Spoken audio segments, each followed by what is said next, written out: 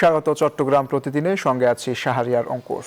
সুপেয় পানির চরম সংকট দেখা দিয়েছে পাহাড়ে। কাজে আসছে না বান্দরবন জনস্বাস্থ্য বড়কৌশল অধিদপ্তরের ১০০ কোটি টাকা ব্যয়ে tubewell, ring well water treatment plant, GFS line সহ পানি সরবরাহের বিভিন্ন প্রকল্প। অপরিকল্পিত প্রকল্প গ্রহণ, দুর্নীতি ও অনিয়মের কারণে বাস্তবায়নের পর অল্প কয়েকদিনের মধ্যেই অকেজো হয়ে পড়ছে এসব প্রকল্প, এমনটাই অভিযোগ স্থানীয়দের। HM সম্রাটের তথ্যচিত্রের রিপোর্ট। দূর থেকে দেখলে সবুজ পাহাড়, ঝর্ণা আর প্রকৃতির অপরূপ সৌন্দর্য, কিন্তু সেই সৌন্দর্যের আড়ালেই লুকিয়ে আছে সুপেয় পানির জন্য পাহাড়ি মানুষের নিত্য সংগ্রাম। বান্দরবানের সদর উপজেলার সুয়ালক, টঙ্কাবতী, চিম্বুক সহ বিভিন্ন এলাকায় এখন একই চিত্র। দুর্গম পাহাড়ে বসবাসকারী মানুষের প্রধান পানির উৎস ঝিরি, ঝর্ণা, নদী আর পাহাড়ি ছড়া। যুগের পর যুগ এসব উৎসের পানিতেই মিটছে রান্না, গোসল আর পানীয় জলের চাহিদা। তবে চলতি শুকনো মৌসুমে শুকিয়ে গেছে সেসব পানির উৎস। এক কলসি সুপেয় পানির জন্য পাড়ি দিতে হচ্ছে কয়েক কিলোমিটার পাহাড়ি পথ।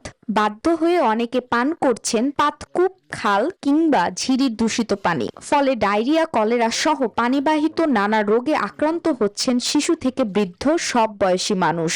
পরিবার আছে, পানির সমস্যা, ভাড়া পানি লেবে এসে ধরে না কষ্ট হয়, পানি পায়, কি করবো? পাহাড়ে সুপেয় পানির সংকট নিরসনে ১০০ কোটি টাকা ব্যয়ে tubewell, ring well, water treatment plant ও জিএফএক্স লাইনের মতো নানা প্রকল্প বাস্তবায়ন করা হলেও অধিকাংশই কাজে আসছে না বলে অভিযোগ স্থানীয়দের। অপরিকল্পিত প্রকল্প গ্রহণ, দুর্নীতি ও অনিয়মের কারণে বাস্তবায়নের কিছুদিনের মধ্যেই অনেক প্রকল্প অকেজো হয়ে পড়ে। আমাদের এখানে বেশি পানির সমস্যা। আমরা আজ বিগত ৩-৪ বছর পর্যন্ত এই পানির আমরা দেখতে পাচ্ছি না কোনো কার্যকলাপ। তবে জনস্বাস্থ্য প্রকৌশল অধিদপ্তরের দাবি, জলবায়ু পরিবর্তনের কারণেই শুকিয়ে যাচ্ছে পানির উৎস। এতে বিশুদ্ধ পানির সংকট আরো তীব্র হচ্ছে। এখন জলবায়ু পরিবর্তনের ফলে এবং পাহাড়ের ঝিরিগুলো এই সময়ে শুকিয়ে যাওয়ায় আমাদের পানির সংকট দেখা দেয়। জনস্বাস্থ্য প্রকৌশল অধিদপ্তরের তথ্য মতে ২০২৪-২৫ অর্থ বছরে জেলার ২ পৌরসভা সহ বিভিন্ন এলাকায় পানি সংকট নিরসনে প্রায় ৪০০ কোটি টাকার প্রকল্পের কাজ চলমান রয়েছে। Desk report, news 24। Chittagong railway পূর্বাঞ্চলেও আজ থেকে শুরু হয়েছে অগ্রিম ট্রেনের টিকিট বিক্রি। এবারও ১০০% টিকিট অনলাইনে বিক্রি হওয়ায় রেল স্টেশনে তেমন যাত্রীদের ভিড় নেই। এদিকে ঈদে ঘরমুখো মানুষের যাত্রা নির্বিঘ্ন করতে স্পেশাল ট্রেনের পাশাপাশি বহরে যোগ হবে অতিরিক্ত বগি। নয়ন বড়জয়ের তথ্যচিত্রের রিপোর্ট। এক সময় ঈদুল আজহায় ট্রেনের অগ্রিম টিকিটের জন্য চট্টগ্রাম রেল স্টেশনে উপচে পড়া ভিড় থাকলেও অনলাইনে ১০০% টিকিট পাওয়ায় স্টেশনে নেই যাত্রীদের ভিড়।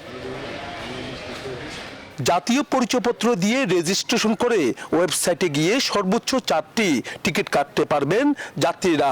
এছাড়া ঈদের 2 দিন আগে থেকে চট্টগ্রাম চাঁদপুর রুট সহ বিভিন্ন রুটে স্পেশাল ট্রেন চলাচল করবে। রেল কর্তৃপক্ষ বলছে ঈদে ঘরমুখো যাত্রীদের সুবিধার্থে প্রতিদিন 10,000-এর মতো ট্রেনের টিকিট মিলবে অনলাইনে।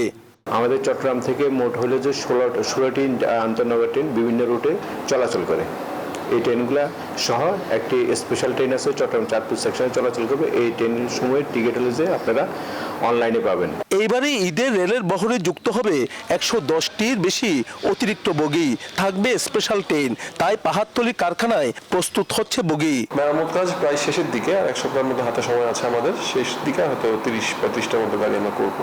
কোনো ধরনের ভোগান্তি ছাড়াই ঈদ যাত্রার আশা ঘরমুখো মানুষের।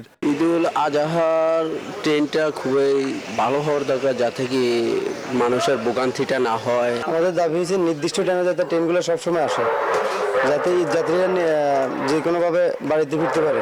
তবে ট্রেন দুর্ঘটনা রোধে রেল কর্তৃপক্ষকে সতর্ক হওয়ার আহ্বান যাত্রীদের। নয়ন বড়ুয়া জয়, নিউজ 24, চট্টগ্রাম। ঈদুল আজহা উপলক্ষে চট্টগ্রামে ভ্রাম্যমাণ ট্রাকে করে চলছে টিসিবির পণ্য বিক্রি। প্রতিদিন 20 ট্রাকে করে বিভিন্ন এলাকায় বিক্রি হচ্ছে এসব পণ্য। তীব্র রোদে দীর্ঘক্ষণ লাইনে দাঁড়িয়ে স্বল্প মূল্যে তেল, চিনি ও ডাল পেয়ে খুশি স্বল্প আয়ের মানুষ। তবে পণ্যের সংখ্যা আরও বাড়ানোর দাবি ক্রেতাদের।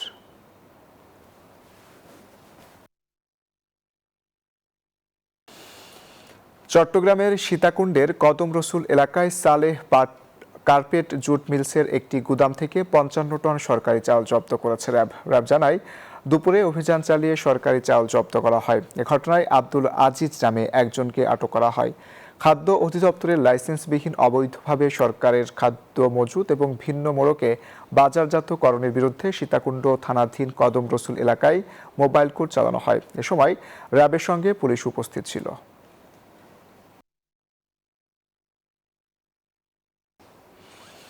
নোয়াখালীর শহর মাইজদিতে পিকআপ চাপায় মোটরসাইকেল আরোহী নিহত হয়েছে। বুধবার ভোরে মাইজদি হাসপাতাল সড়কের প্লাট রোড মোড়ে দুর্ঘটনা ঘটে। প্রত্যক্ষদর্শীরা জানায় নিজ গ্রামের বাড়ি থেকে মাইজদি প্রাইম হাসপাতালে তার অসুস্থ বোনকে দেখতে আসেন আকাশ।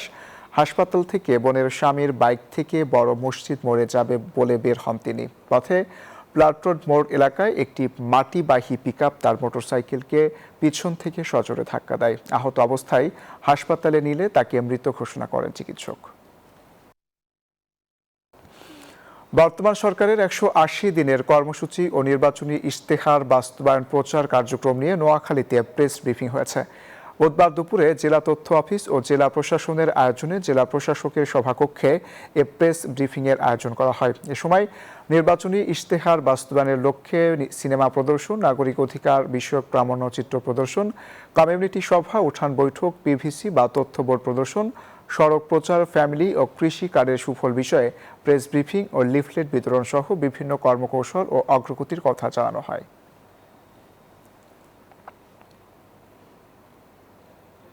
আগে বাংলাদেশ এই প্রতিপাদ্য সামনে রেখে বর্তমান সরকারের নির্বাচনী ইশতেহার ও অগ্রাধিকারমূলক প্রচার কার্যক্রম বাস্তবায়নের লক্ষ্মীপুরেও আলোচনা সভা হয়েছে। বুধবার দুপুরে জেলা প্রশাসকের সম্মেলন কক্ষে সভার আয়োজন করা হয়। জেলা তথ্য অফিসার বিশ্বনাথ সাহার সভাপতিত্বে প্রধান অতিথি ছিলেন অতিরিক্ত জেলা প্রশাসক সম্রাট খ্রিসা। বক্তারা বলেন, অগ্রাধিকারের ভিত্তিতে সরকার তাদের নির্বাচনী ইশতেহার বাস্তবায়নে কাজ শুরু করেছে।